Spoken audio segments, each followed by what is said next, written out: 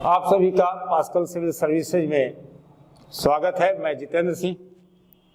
कल के हम लोग वीडियो में सिर्फ कार्यपालिका के विषय में बात किए थे कि कार्यपालिका क्या है। तो कार्यपालिका को हम लोगों ने दो पार्ट में बांटा था, एक राजनीतिक कार्यपालिका, एक अस्थायी कार्यपालिका। तो राजनीतिक कार्यपालिका में राष्ट्रपति, उपराष्ट्रपति, प्रधानमंत्री, मंत्रिपरिषद और महान्यायवादी की हम लोग बात किए थे। और अस्थायी कार्यपालिका में हम लोग बात किए थे कि किसी सरकारी कर्मचारी के निम्न स्तर से लेकर यानी कि ग्रुप डी से लेकर आप देखिएगा कि यानी कि ए तक यानी कि यूपीएससी से जो लड़के क्वालिफाई करके जो अधिकारी बनते हैं उसको अस्थायी कार्यपालिका के तहत हम लोग लाते हैं, यानी कि हमारा संविधान मानता है। तो ये जो है अब हम लोग को इस कार्यपालिका के तहत आज हम लोग को पढ़ना है राष्ट्रपति। ठीक है, ये हम लोग को पढ़ना है, यानी कि प्रेसिडेंट, PRESIDENT,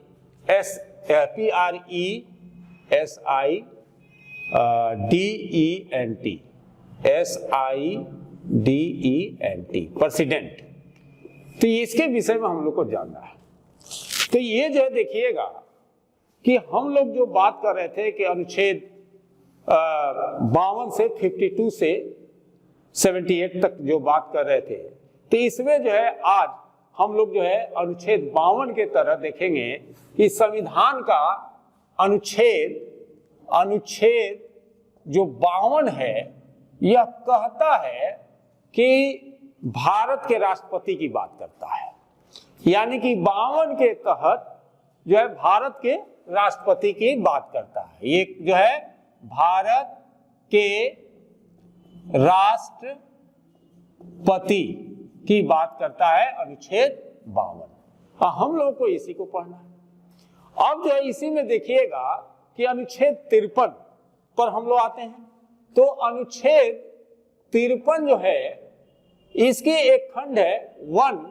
ये क्या कहता है? ये कहता है कि संघ की कार्यपालिका शक्ति, संघ की कार्यपालिका शक्ति, संघ की कार्यपालिका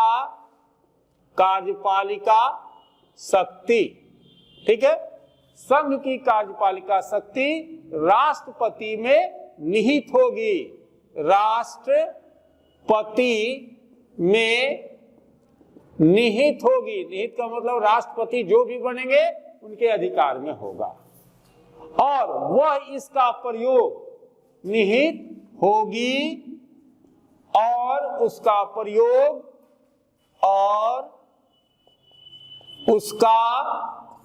प्रयोग यानी कि राष्ट्रपति जी इसका जो प्रयोग करेंगे इस संविधान के अनुसार, इस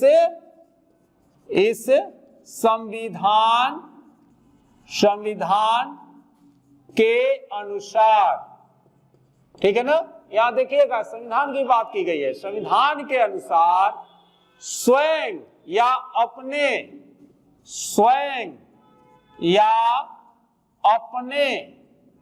अब अपने कौन? तो इनके अधीनस्थ जो अधिकारी हैं उनके द्वारा, अपने अधीनस्थ अधिकारियों के द्वारा, अधिकारियों के द्वारा, ये बात कहता है। यानी कि ये संविधान जो है अनुच्छेद 53 सब क्लॉज 1 के तहत यह बात कहता है कि संघ की कार्यपालिका शक्ति राष्ट्रपति में निहित होगी और इसका प्रयोग इस संविधान के अनुसार स्वयं या अपने अधीनस्थ अधिकारियों के द्वारा क्या होगा? करेंगे, यानी कि द्वारा करेंगे, ठीक है ना। यानी कि अनुच्छेद 52 भारत के राष्ट्रपति की बात करता है और अनुच्छेद 53 जो है सब क्लॉज 1 कहता है कि संघ की कार्यपालिका शक्ति राष्ट्रपति में निहित होगी और इसका प्रयोग इस संविधान के अनुसार स्वयं या अपने अधीनस्थ अधिकारियों के द्वारा करेंगे।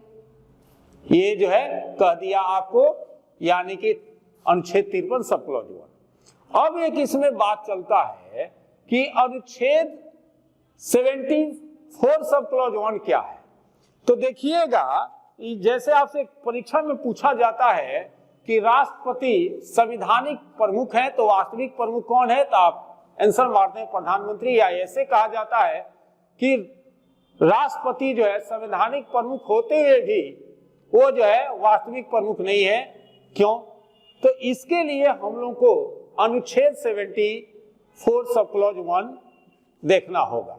अनुच्छेद 74 यानी कि अनुच्छेद 74 सब क्लॉज 1 कहता है कि राष्ट्रपति अपने कार्यों का या राष्ट्रपति को सहायता और सलाह देने के लिए एक मंत्री परिषद होगी जिसका प्रधान प्रधानमंत्री होगा, ठीक है ना।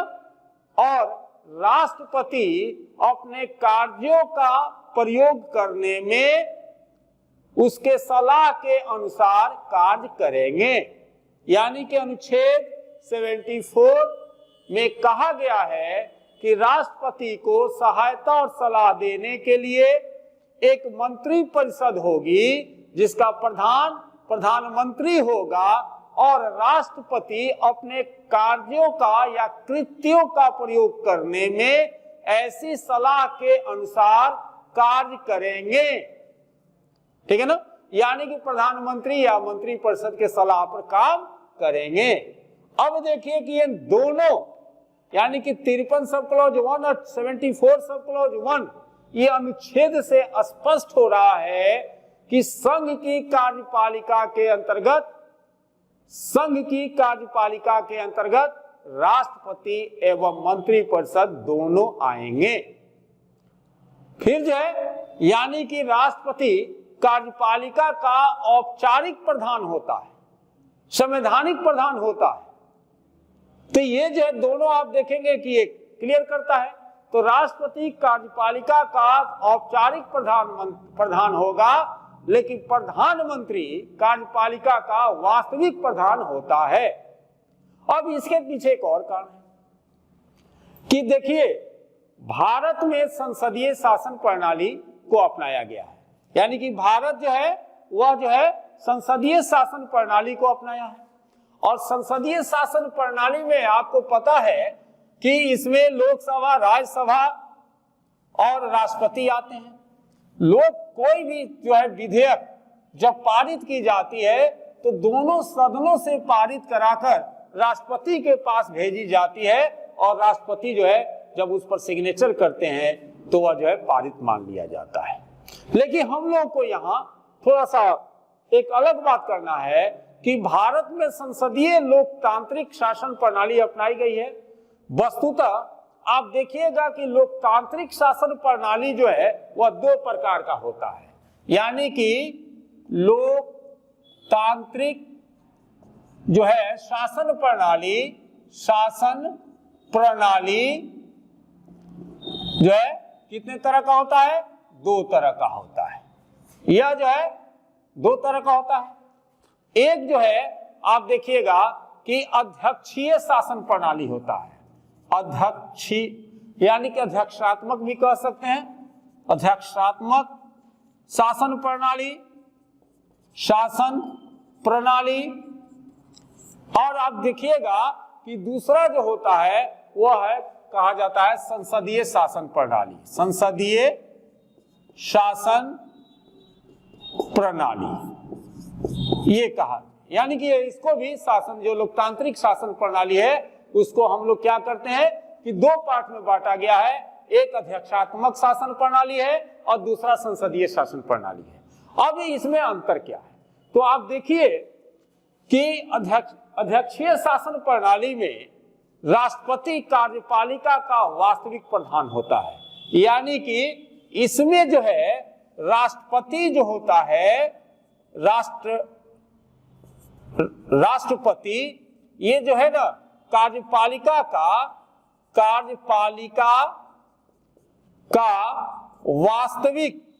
वास्तविक जो है प्रधान होता है, वास्तविक प्रधान होता है, ठीक है ना। क्योंकि इसमें जो है आप देखेंगे कि जनता के द्वारा ये डायरेक्ट जो है इस शासन प्रणाली में, अध्यक्षीय शासन प्रणाली में राष्ट्रपति को चुना जाता है, जिसका जो है इसका उदाहरण अमेरिका माना जाता है, अमेरिका, ठीक है ना। इसका उदाहरण अध्यक्षीय शासन प्रणाली में जो है कहां अपनाया गया, अमेरिका में। इसमें राष्ट्रपति जो है वास्तविक प्रधान होता है, क्योंकि अमेरिकी जो है अध्यक्षीय शासन प्रणाली में राष्ट्रपति का चुनाव जनता के द्वारा डायरेक्ट किया जाता है, ठीक है ना।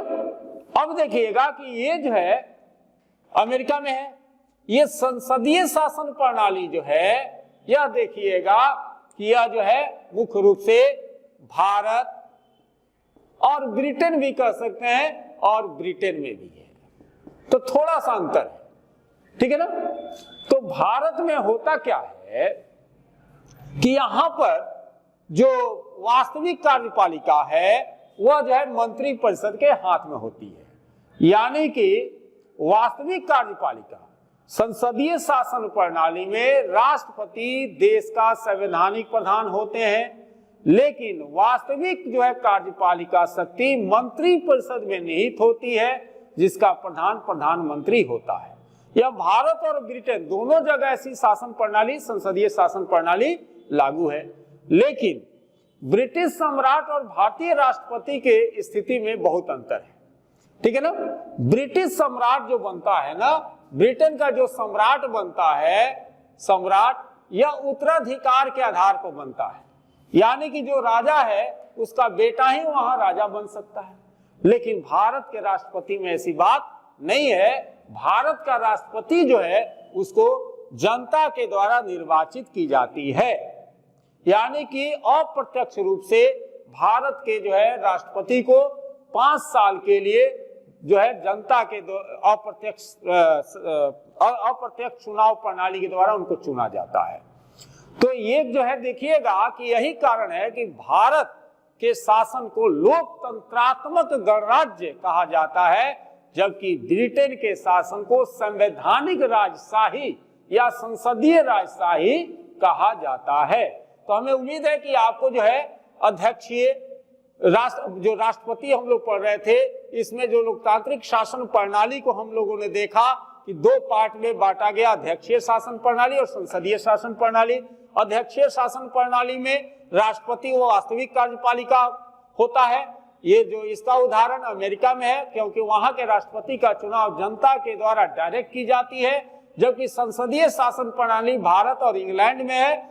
तो भारत और इंग्लैंड में संसदीय शासन प्रणाली को अपनाया गया, क्योंकि यहाँ पर जो है राष्ट्रपति, भारत के राष्ट्रपति संवैधानिक प्रमुख हैं और वास्तविक प्रमुख जो है कार्यपालिका का वास्तविक प्रमुख जो है प्रधानमंत्री को माना जाता है।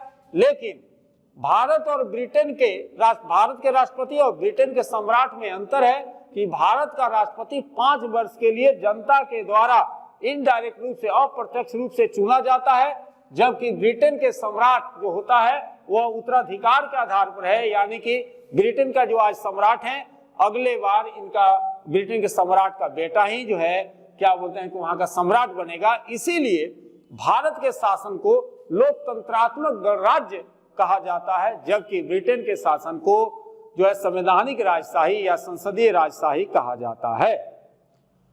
अब जो है हम लोग थोड़ा सा राष्ट्रपति पे चलने का ये करेंगे। तो इसके लिए हम लोग जो राष्ट्रपति के निर्वाचन और योग्यता की बात और उनके चुनाव की बात अगले वीडियो में हम लोग करते हैं। तब तक जो है आप लोग इसको समझें और समझकर जो है इसे परीक्षा के लिए तैयारी करें। जय हिंद, जय भारत।